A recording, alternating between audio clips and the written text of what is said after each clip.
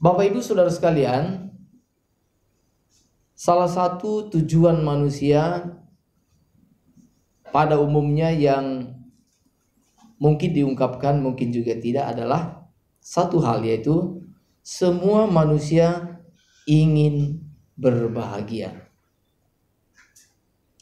Saudara, tidak ada satu orang pun manusia yang tidak ingin berbahagia. Semua ingin berbahagia.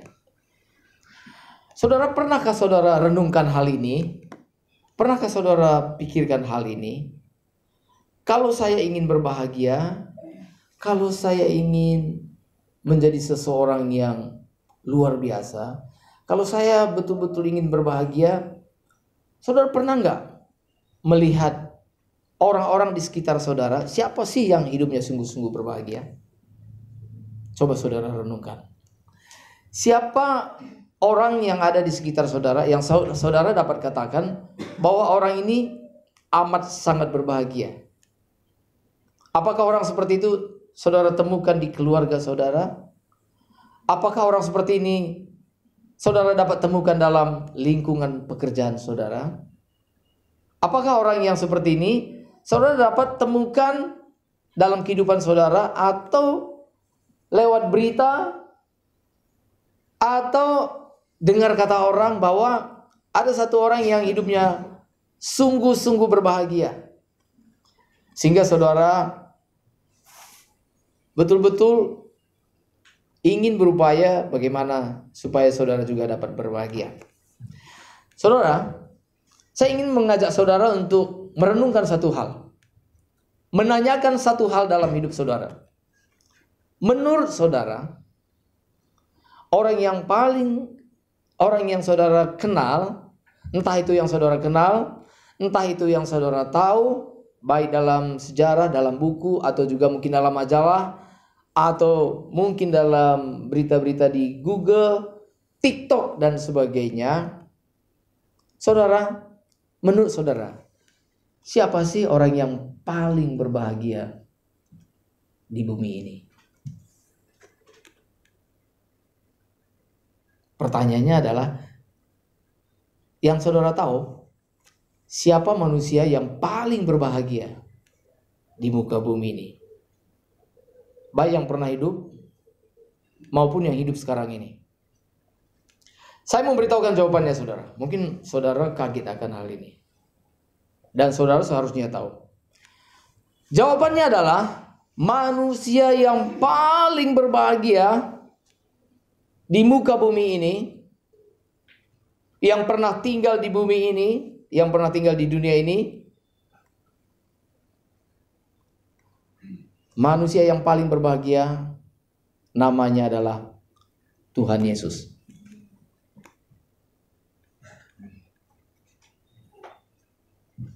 Saudara mungkin belum setuju dengan ucapan saya. Saudara, apa yang saudara pikirkan tentang Tuhan Yesus? Sekarang saya mau bertanya pada saudara. Apakah yang ada dalam pikiran saudara Tuhan Yesus itu adalah pribadi yang gagal, pribadi yang patah hati, pribadi yang hidup dalam kesedihan, hidup dalam kemurungan? Kalau kita baca di kitab suci, maka Tuhan Yesus ternyata adalah orang yang paling berbahagia. Tuhan Yesus adalah manusia yang paling berbahagia. Saudara, itulah sebabnya maka Tuhan Yesus mengatakan, marilah kepadaku semua yang letih lesu dan berbeban berat, aku akan memberikan kelegaan kepadamu. Bagaimana mungkin seorang yang patah hati, yang hidupnya bersedih, dapat memanggil orang lain supaya mendapat penghiburan daripada dia? Itu berarti bahwa Tuhan Yesus hidupnya penuh dengan sukacita. Hidup Tuhan Yesus penuh dengan kemenangan. Hidup Tuhan Yesus itu sungguh-sungguh luar biasa. Saudara, maka saya mengatakan, manusia yang paling sukses di dunia ini menurut versi Allah adalah Tuhan Yesus Kristus. Ini yang harus kita tahu saudara. Manusia yang paling sukses yang pernah ada di dunia ini adalah Tuhan Yesus Kristus. Manusia yang paling berbahagia yang pernah hidup di muka bumi ini adalah Tuhan Yesus Kristus. Jadi saudara, Jangan saudara pikir bahwa Tuhan Yesus ini adalah orang yang dirundung kemalangan, kedukaan. Bagaimana mungkin orang yang dirundung kemalangan, kedukaan dapat memberikan penghiburan kepada orang lain? Saudara, orang yang berbahagialah yang dapat membahagiakan orang lain. Orang yang tidak berbahagia tidak mungkin membahagiakan orang lain. Saya pernah tanya kepada murid-murid saya, saudara. Pertanyaannya begini, sederhana. Bagaimana cara menolong orang miskin? Bagaimana cara menolong orang miskin? Maka saudara, ya, mereka sudah mulai memberikan pendapat. Mereka mengatakan, yang penting kita punya hati, ya. Tapi saya mengatakan, tapi itu belum jawaban, belum seperti yang dimaksud. Terus apa? Bagaimana cara menolong orang miskin? Oh, terus dia bilang, wah, kita harus banyak berdoa untuk orang miskin. Oke. Bagaimana cara menolong orang miskin? Oh, terus mereka mengatakan, kita harus sungguh-sungguh punya cinta kasih, dan sebagainya, dan sebagainya. Tetapi saudaraku yang dikasihi oleh Tuhan, salah satu hal yang paling penting adalah, bagaimana cara menolong orang miskin? Jawabannya adalah, kalau saudara mau menolong orang miskin, saudara sendiri jangan miskin. Halo? Kalau seseorang mau menolong orang miskin, maka seseorang itu tidak boleh miskin. Kalau dia miskin juga, bagaimana menolong orang miskin? Oke, di sekolah juga begitu. Bagaimana cara menolong orang yang, ini bahasanya agak, maksudnya bukan bahasa yang merendahkan ya. Bagaimana cara menolong orang yang bodoh? Saudara, kita sudah mulai tahu jawabannya ya. Gimana cara menolong orang bodoh? Kita sendiri jangan bodoh. Di sekolah juga gitu. Siswa ada yang mau menolong. Ada orang yang susah dalam matematika. Dia mau tolong, dia mau ajari. Tapi kamu sendiri tahu matematika? Enggak. Gimana? Bisa tolong? Ya nggak bisa.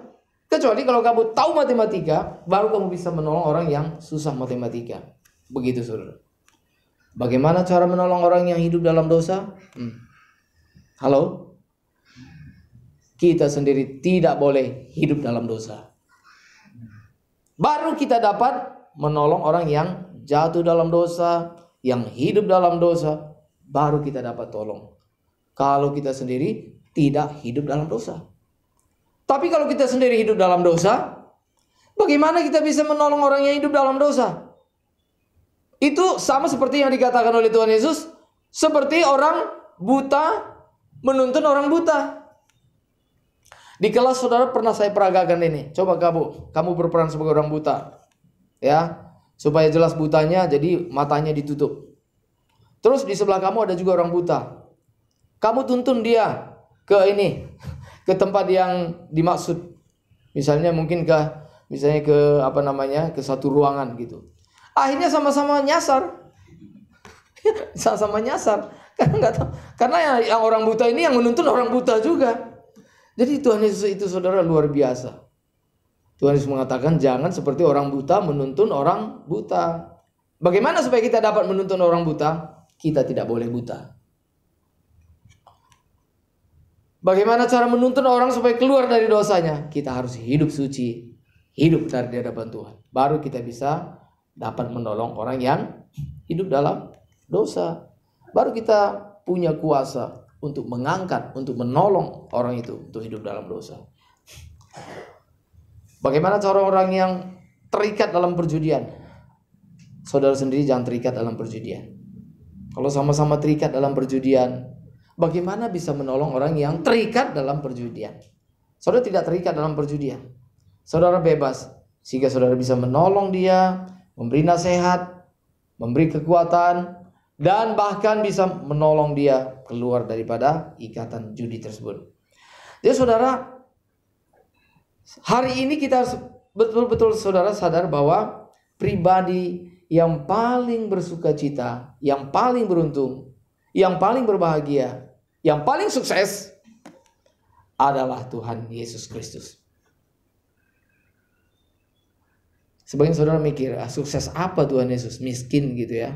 Tapi di mata Allah, Tuhan Yesus adalah pribadi yang paling sukses. Saudara, saya mau sampaikan mengapa Tuhan Yesus adalah pribadi yang paling sukses. Mengapa Tuhan Yesus adalah pribadi yang paling berbahagia? Sebab di dalam Yohanes pasal 4 ayat 34, Tuhan Yesus berkata, makananku ialah melakukan kehendak Dia yang mengutus aku. Saudara tahu makanan? Makanan itu sesuatu yang menyukakan kita. Kalau kita lapar, sebenarnya kita mencari makanan itu, selain daripada makanan itu menghilangkan lapar kita, sebenarnya makan itu sendiri punya kenikmatan. Jadi Tuhan Yesus berkata begini, sukacitaku kata Tuhan Yesus, kenikmatanku adalah melakukan kehendak Bapa di surga. Jadi itu saudaraku yang dikasihi oleh Tuhan, Tuhan Yesus adalah pribadi yang sungguh-sungguh menyenangkan hati Bapa di surga. Kira-kira kalau kita gambarkan setiap kali Allah Bapa melihat Tuhan Yesus, hatinya penuh dengan sukacita. Ini anak yang sangat menyenangkan hatiku. Maka beberapa kali kitab suci mengatakan, Bapa berkata kepada Tuhan Yesus, Engkaulah anak yang kukasihi. Ketika Tuhan Yesus dibaptis, maka terbelahlah langit dan turunlah Roh Kudus seperti burung merpati, dan dari atas langit itu terdengar suara Allah Bapa yang berkata, inilah anak yang kukasihi, kepadanya lah aku berkenan. Saudara, ketika seseorang menyukakan hati Tuhan, itulah prestasi yang tertinggi, yang tidak ada tandingannya, saudara. Prestasi kita yang tertinggi adalah ketika Bapa di surga mengatakan, engkau menyukakan hatiku. Engkau anak kesukaanku. Engkau anak yang menyenangkan hatiku, kata Bapa. Itulah orang yang paling berprestasi, saudara. Lebih daripada saudara meraih apapun juga. Itu bukan berarti bahwa saudara tidak boleh punya ini, itu, dan sebagainya. Tetapi prinsipnya adalah kesuksesan, kebahagiaan yang terbesar adalah ketika kita dapat melakukan kehendak Bapa di surga. Itulah sebabnya saudaraku yang dikasihi oleh Tuhan, sebenarnya yang Tuhan mau daripada kita, supaya sejalan dengan pertumbuhan usia kita makin hari kan makin tua ya, amin. Makin hari makin tua nggak? Ya, siapa di sini yang makin lama makin muda gitu? Kemarin umurnya 40, sekarang udah 17 tahun gitu ya. Nggak ada orang seperti itu, ya. Muda, kemudian mulai agak-agak tua, udah itu rada-rada tua, udah itu tua gitu ya. Semakin tua, kemudian tua banget gitu loh, saudara. Amat sangat tua gitu ya. Tua, makin tua. Nah, saudara, jadi gini saudara. Tua itu adalah sesuatu yang pasti. Saudara tidak usah bekerja, saudara pasti tambah tua. Saudara tidak usah berdoa pada Tuhan, Tuhan, biar aku makin tua. Tuhan mengatakan, udah, nggak usah ngerjain apa-apa. Asal masih hidup, kita pasti akan tambah tua. Jadi untuk menjadi tua, kita tidak perlu pekerjaan apapun. Kita pasti akan tambah tua. Kita pasti akan tambah tua. Tetapi selain daripada tua, ada satu kata yang penting yang harus kita perjuangkan, itu namanya dewasa. Dewasa. Menjadi orang yang dewasa itu tidak otomatis, saudara. Itu harus ada upaya yang harus kita kerjakan menjadi dewasa. Nah, saudara, apa artinya menjadi dewasa? Ini pun sebenarnya ini perlu khotbah beberapa sesi, saudara. Tapi kira-kira artinya kalau dewasa, kita berbicara tentang dewasa di dalam iman ya, dewasa dalam iman. Artinya semakin umur kita bertambah, maka sebenarnya kita semakin mengenal Tuhan, semakin hidup berkenan bagi Tuhan, hidup kita semakin menjadi berkat bagi orang lain, hidup kita semakin suci, hidup kita semakin taat kepada Tuhan, dan hidup kita semakin menyenangkan hati Tuhan. Jadi saudara, dengan bertambahnya usia kita, harusnya bertambah juga kedewasaan iman kita, saudara. Saudara, saya ingin berikan contoh begini, saudara. Contoh begini, ada orang yang pertumbuhan iman dia itu betul-betul memang berbanding lurus. Artinya seirama dengan pertumbuhan usianya. Jadi saudara, kita melihat ada orang Kristen yang usianya bertambah, imannya juga bertambah, kemudian juga kesetiaannya kepada Tuhan bertambah, ketaatannya kepada Tuhan bertambah, dan hidupnya semakin menyenangkan. Itu artinya dia berbanding lurus dengan pertumbuhan usianya. Memang kita harus semakin tua, kita juga harus semakin dewasa. Tetapi saudaraku, yang menyedihkan adalah ada orang Kristen yang hanya tambah tua saja, tapi imannya nggak bertumbuh-bertumbuh, nggak dewasa-dewasa. Harusnya untuk umurnya seperti itu, dia seharusnya sudah memikirkan bagaimana dia melayani orang lain, bagaimana dia membawa orang lain kepada Tuhan, bagaimana dia menjadi berkat bagi orang lain, bagaimana dia sudah memikirkan pekerjaan Tuhan, bagaimana dia memikirkan orang-orang susah. Dia hidup bukan hanya bagi dirinya saja. Itulah ciri daripada orang dewasa. Orang yang dewasa, saudara, bedanya dengan anak-anak. Anak-anak itu selalu memikirkan untuk kepentingan dirinya sendiri. Coba perhatikan anak-anak, saudara. Anak-anak gitu ya. Semua yang dia miliki itu dia mau nikmati buat dirinya sendiri. Tidak mau berbagi. Nah, ini yang dimaksud dengan kekanak-kanakan ya. Kita tidak mengatakan bahwa anak-anak itu negatif, tapi artinya sifat kekanak-kanakan itu, jadi ada dalam diri kanak-kanak yang sifatnya negatif, yaitu namanya kekanak-kanakan. Kekanak-kanakan.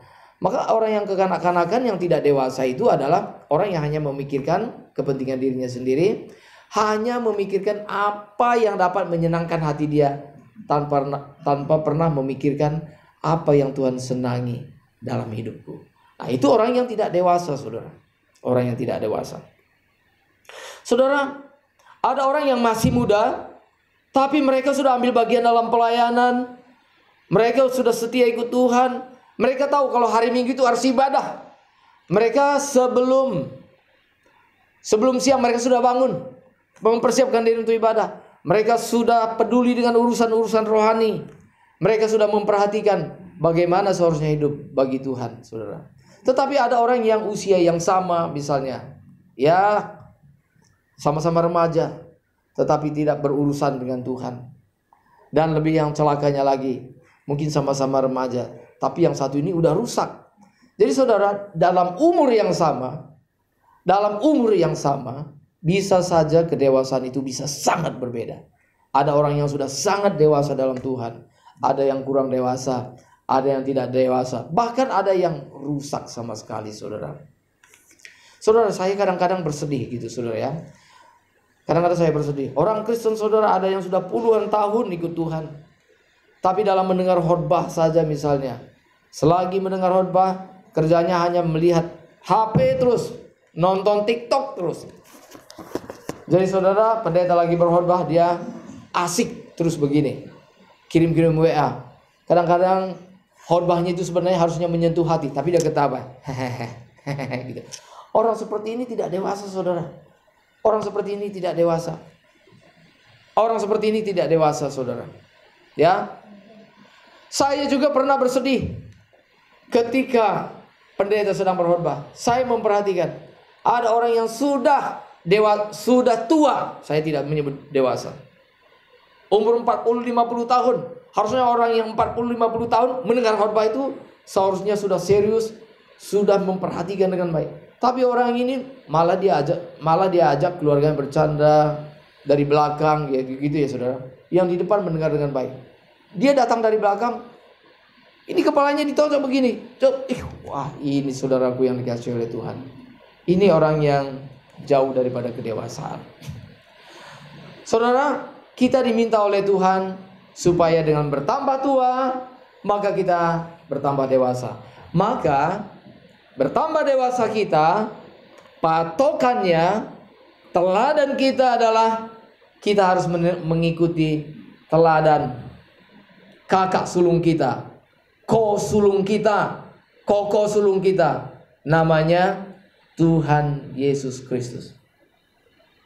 Maka Bapa di sorga mengatakan, kamu kalau mau berkenan, kalau hidup kamu mau menyukakan hatiku, kata Bapa di sorga, kamu lihat itu kakak kamu yang sulung. Siapa? Itulah Tuhan Yesus Kristus. Jadi saudara, kita sebenarnya kita bukan anak Tuhan Yesus. Kita adalah anak Allah di sorga. Tuhan Yesus adalah Tuhan kita. Dia adalah Raja kita. Tetapi Dia juga adalah kakak sulung kita. Apa artinya kakak sulung kita? Itu dicatat oleh Alkitab. Bahwa Tuhan Yesus harus kita teladani. Harus kita ikuti. Siapa di sini yang sekeluarga lebih dari satu, saudara? Ya, bersaudara lebih dari satu ya. Saudara tahu nggak bahwa biasanya di keluarga besar itu, khususnya di timur nih, maka biasanya yang selalu dijadikan teladan, yang harus dicontoh, kakak itu anak yang pertama atau anak yang bontot? Anak yang pertama. Kamu itu kalau benar, lihat itu kakakmu. Perhatikan itu kakakmu. Ya. Kamu boros, jajan sembarang, lihat itu kakakmu. Tuh. Dia tahu gimana cara nabung uang. Kamu habis makan langsung tidur, itu lihat kakakmu. Habis makan bantuin orang tua, setelah itu baru belajar gitu ya. Maka biasanya kakak yang tua itu biasanya jadi teladan. Kecuali kalau kakak tuanya juga yang memang rada-rada juga gitu ya. Maka dengan sedih hati orang tua mengatakan, "Nah, kamu sudah tua. Tapi coba lihat kelakuan adik kamu. Jauh lebih baik daripada kamu." Ini papa harus terpaksa mengatakan. Mama terpaksa mengatakan. Kamu memang sudah tua. Adik kamu masih muda. Tapi dia sudah tahu apa yang baik. Apa yang berkenan bagi mamanya. Nah saudara, itulah artinya bahwa sejalan dengan pertumbuhan usia kita, maka kedewasaan kita, iman kita juga harus bertambah-tambah. Saudara, tahukah saudara bahwa sebenarnya selagi kita di masa muda atau belum terlalu tua, kalau usia kita masih di bawah 70 tahun, saudara, saya mengatakan begini. Sebagian yang saya perhatikan mungkin di sini ada umur 30-an, 40-an. Nah, ini harus lebih serius lagi, saudara. Apalagi sudah 50. Apalagi sudah 60, saudara. Kita harus lebih serius lagi, saudara. Sama seperti kita membangun landasan pacu hidup kita. Saudara kalau pernah memperhatikan atau saudara naik pesawat, maka pesawat itu dia mempunyai landasan pacu yang cukup. Gitu ya. Pertama, pesawat itu ketika berada di darat, maka dia mulai berjalan, gitu ya. Berjalan, ambil ancang-ancang untuk terbang. Ya, berjalan, lalu kecepatannya makin lama makin cepat, saudara, makin cepat, ya, lalu sangat cepat, kemudian saudara pada titik tertentu dia terbang, lepas landas. Sebenarnya kerohanian kita juga begitu, saudara, ya, kita berada di landasan pacu, kita harus bergerak makin lama makin cepat. Gerak kita makin lama makin cepat, dan akhirnya terbang. Saudara, saya mengatakan kepada Bapak Ibu Saudara sekalian, sebenarnya dilihat dari usia kita ini, sebenarnya kita kalaupun belum terbang, paling tidak di landasan pacu kita sudah harus bergerak cepat, saudara. Tapi banyak orang Kristen geraknya masih lambat. Bahkan ada orang Kristen bukan hanya geraknya lambat, bahkan ada di parkiran nggak bergerak. Lalu saudara, di parkiran apa yang terjadi? Usia bertambah terus, bertambah. Tapi iman tidak bertambah. Wah, ini sangat disayangkan sekali. Saya kira saudara, suatu hari kelak, banyak orang dan khususnya orang Kristen akan sangat menyesal. Sangat menyesal ketika bertemu dengan Tuhan. Menyesalnya, mengapa saudara? Menyesalnya begini. Kalau saya tahu Tuhan begitu baik, kalau Tuhan saya tahu begitu mulia, harusnya tadinya saya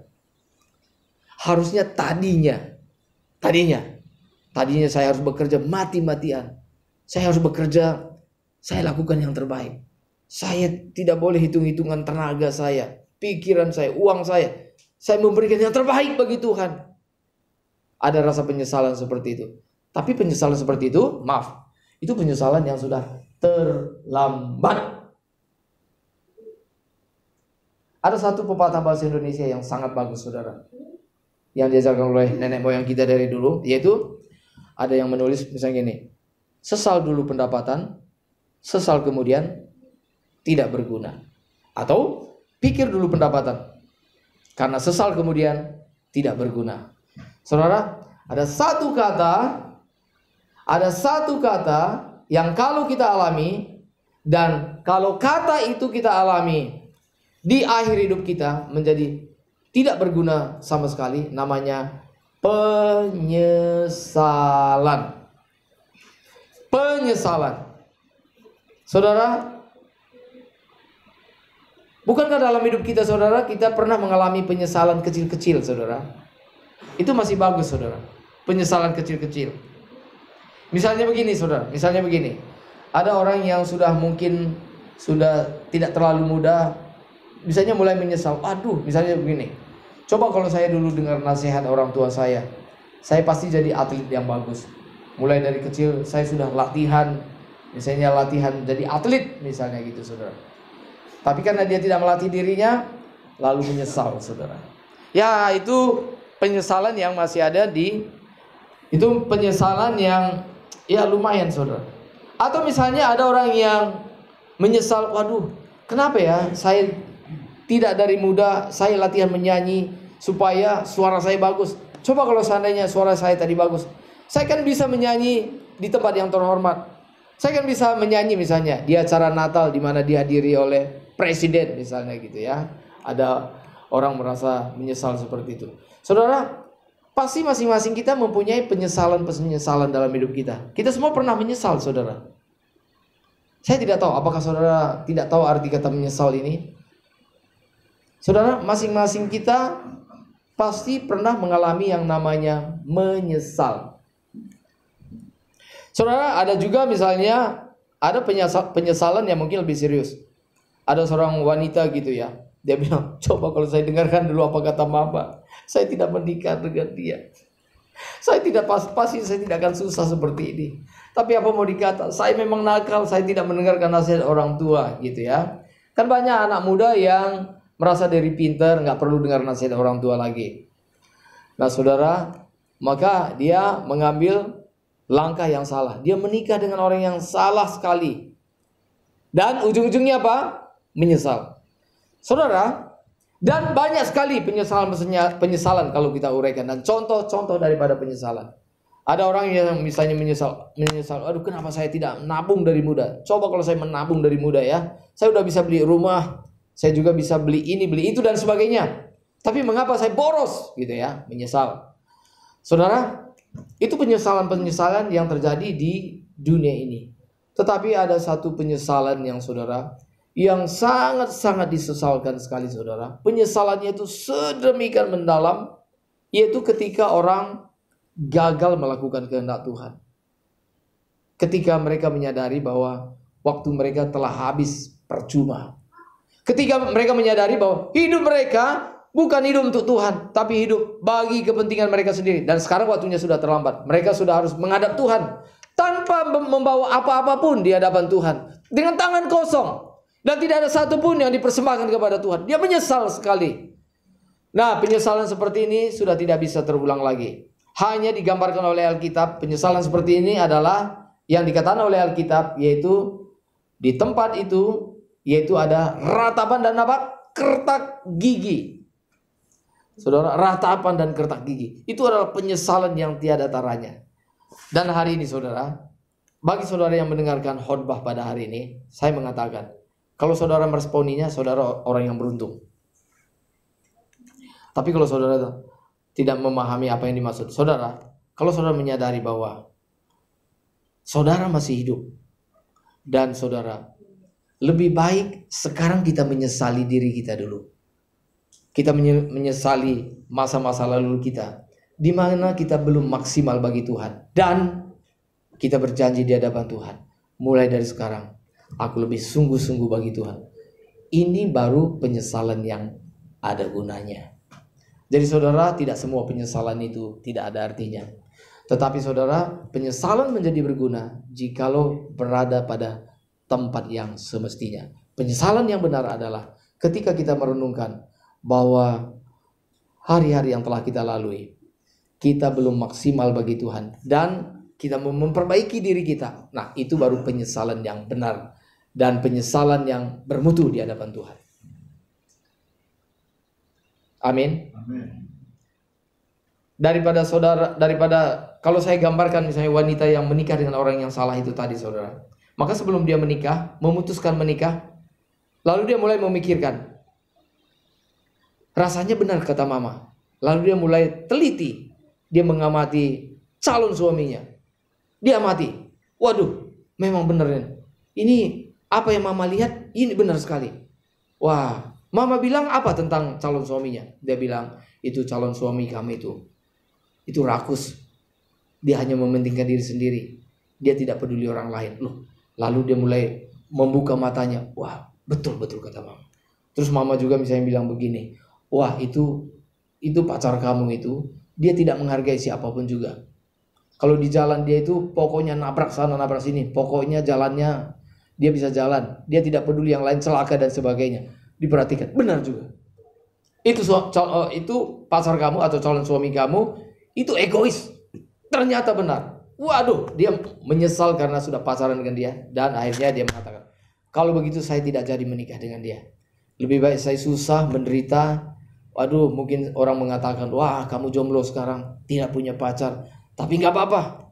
Dan dia meninggalkan pacarnya, saudara, karena dia tahu bahwa ini adalah langkah yang tepat. Nah, ini yang disebut dengan penyesalan yang benar di hadapan Tuhan. Saudara, sadarkah saudara bahwa sebenarnya saudara, kita perlu memikirkan kembali hal-hal yang belum memuaskan hati Tuhan. Kita harus perbaiki supaya kita sungguh-sungguh berkenan di hadapan Tuhan. Nah, saudara, pribadi yang kedua, orang yang kedua yang mungkin kita lupa bahwa dia berbahagia, tapi dia sangat berbahagia walaupun hidupnya penuh kesulitan, penuh tantangan, penuh penderitaan. Dia dianiaya, dia disiksa, hidup dalam kemiskinan. Kemudian juga beberapa kali dia berada dalam bahaya, bahkan nyaris mati. Beberapa kali dia mengalami kecelakaan, tetapi hidupnya penuh dengan sukacita. Itu siapa, saudara? Rasul Paulus. Rasul Paulus itu adalah salah satu murid Tuhan Yesus. Murid yang tidak termasuk dalam hitungan yang ke-12. Itu murid yang datang kemudian, tetapi sungguh-sungguh bergiat mengikut Tuhan Yesus. Dia juga adalah contoh orang yang berbahagia.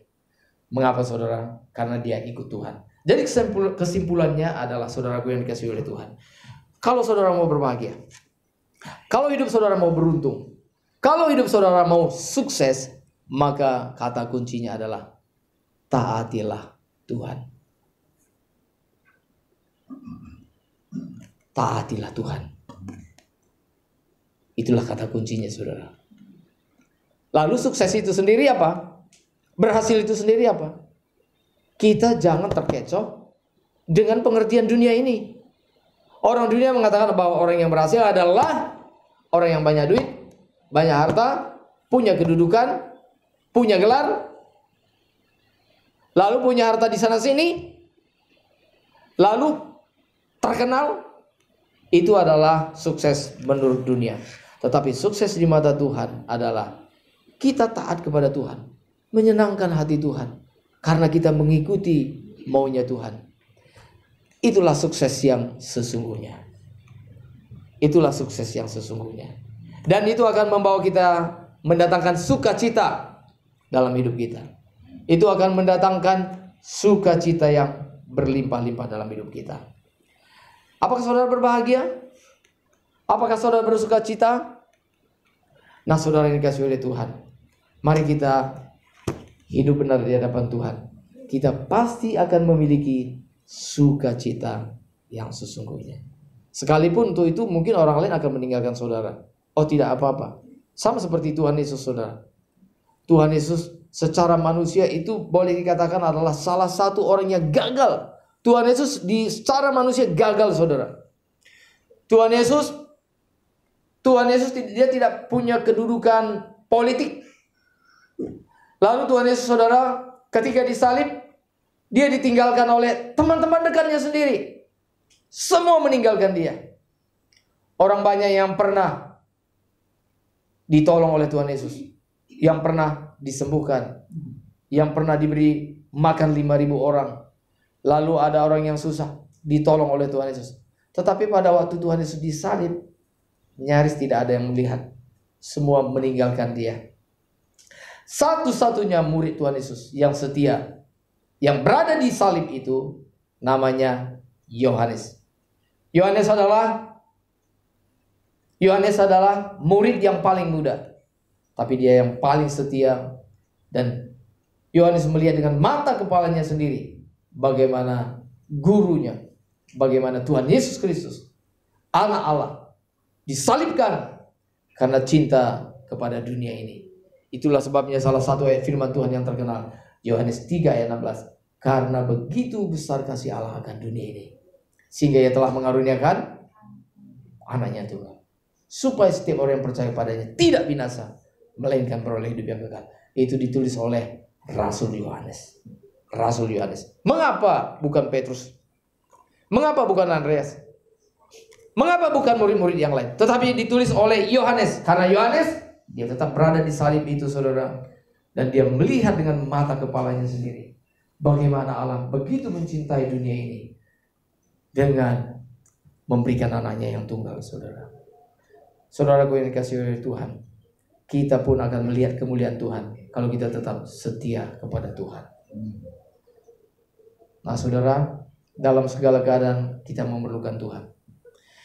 Kalau saudara susah, saudara memerlukan Tuhan.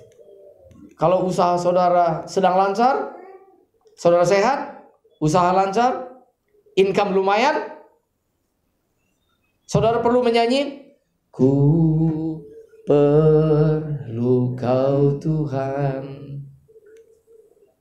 ku perlu kau Tuhan, hanya kau yang ku perlu Tuhan. Kalau saudara banyak masalah, banyak kesulitan, banyak tantangan dalam hidup, saudara yang perlu saudara nyanyikan apa? Ku perlu kau Tuhan. Kalau kehidupan lagi lancar, perlu Tuhan. Amin, saudara. Amin. Dalam segala hal kita memerlukan Tuhan. Mungkin saudara bertanya, halo, kalau urusan kita lagi lancar, mengapa kita perlu Tuhan? Kalau urusan kita lagi lancar, kita sehat, urusan kita lancar, bisnis lancar, mengapa kita perlu Tuhan? Oh, kita perlu Tuhan. Mengapa? Biar Tuhan tetap menjaga hati kita. Biar hati kita tidak menyimpang. Biar hati kita tidak berubah. Ada orang, saudara, kalau memegang uang puluhan juta tetap stabil, 100-an juta stabil. Tapi begitu Tuhan percayakan 2 miliar, oh langsung jalannya udah lain. Apa gitu ya? Lain. Tadinya hormat kepada mertua, sekarang mana lu gitu ya. Sama mertuanya gitu. Mengapa? Waduh, kalau dia menuju mobil, tanya kalau mobilnya biasa saja gitu ya. Iya, dia masih rendah hati. Ya, sekarang misalnya mungkin mobilnya harga 5 miliar gitu ya. Dia jalan menuju mobilnya itu perlahan-lahan, saudara. Mengapa? Biar orang melihat bahwa dia punya mobil 5 miliar gitu ya. Udah itu di depan pintu itu, saudara, depan pintu mobilnya, dia pun memperlambat gerakannya gitu ya. Langsung gitu. Supaya orang juga melihat jam tangannya yang miliaran juga gitu, saudara. Nah, saudara, orang seperti ini yang tidak tahu berterima kasih kepada Tuhan. Saudara, hari ini coba kita belajar dari Tuhan Yesus. Tuhan Yesus tetap stabil. Entah dia susah, dia tetap mengasihi. Entah dia banyak penderitaan, dia tetap mengasihi. Saudara, kalau saudara diberkati oleh Tuhan, tetap rendah hati. Amin. Amin ya. Saudara pun kalau misalnya tidak diberkati Tuhan, dia tetap rendah hati. Ya, lagian untuk apa sombong sih? Nggak ada yang bisa disombongkan gitu ya. Saudara kalau lagi dapat banyak uang, tetap rendah hati. Kalau saudara diangkat, tetap rendah hati. Tetap rendah hati. Jangan kalau misalnya saudara sedang diangkat gitu ya, langsung gayanya berbeda gitu. Tetap tetap saudara. Dan kalau saudara dipercaya oleh Tuhan, entah itu kedudukan, entah itu uang lebih lagi, tetapi kalau hati saudara tetap mengasihi Tuhan, tetap rendah hati, itu yang menyukakan hati Tuhan. Amin saudara. Saudara tetap berbicara rendah hati, sama orang tua tetap hormat, sama mertua tetap hormat, sama kepada adik ipar tetap hormat. Kadang-kadang kan saudara ipar bisa juga menjengkelkan gitu ya. Apalagi kadang-kadang sesama ipar itu kalau dia tahu bahwa dia lebih kaya, oh dia bisa sombong gitu ya. Dia sengaja memang pamer. Dia apalagi kalau dia ada ipar, dia dilihat kakak iparnya lebih kere dari dia gitu ya. Dia menghina gitu ya. Nah, tapi kalau saudara diberkati oleh Tuhan, tetap tunjukkan kesetiaan. Tetap tunjukkan cinta kasih kepada adik-adik, kepada adik ipar, kepada siapapun juga. Tetap stabil di hadapan Tuhan. Saudara, kini firman Tuhan ini boleh menjadi berkat bagi kita, saudara. Satu saja pesannya, yaitu mari kita menyenangkan hati Tuhan. Kita akan menjalani tahun 2024 ini. Sekarang ini kanvas kehidupan kita diberikan kepada Tuhan. Kanvasnya mungkin karena ini hari pertama, kanvasnya belum ditulis. Ibarat kita punya kanvas untuk melukis hidup kita. Apa yang akan saudara lukiskan dalam kanvas kehidupan saudara? Itu mulai dari sekarang. Pernah ya melihat orang melukis? Saya pernah melihat itu dimulai dengan nomor 3 saja. Apa sih ini nomor 3? Oh, lalu dari nomor 3 itu tadi lalu dilukis. Ternyata dari nomor 3 itu tadi dilukis wanita yang sangat cantik gitu ya, dengan postur tubuhnya yang bagus gitu ya. Dimulai dengan angka 3. Mungkin saudara juga lukisan saudara mungkin dimulai dengan garis-garis, orang tidak melihat. Tapi kalau lukisan itu saudara serahkan kepada Tuhan, itu akan menjadi cantik, menjadi indah. Amin. Amin. Saudara, mulai dari sekarang biar kita hidup dalam Tuhan. Biar lukisan kita dilukis dalam kanvas supaya menjadi indah, menyukakan hati Tuhan. Ketika Tuhan melihat lukisan hidup kita, Tuhan mengatakan, inilah anak yang menyenangkan hatiku. Kepadanya aku berkenan. Tuhan memberkati kita. Amin.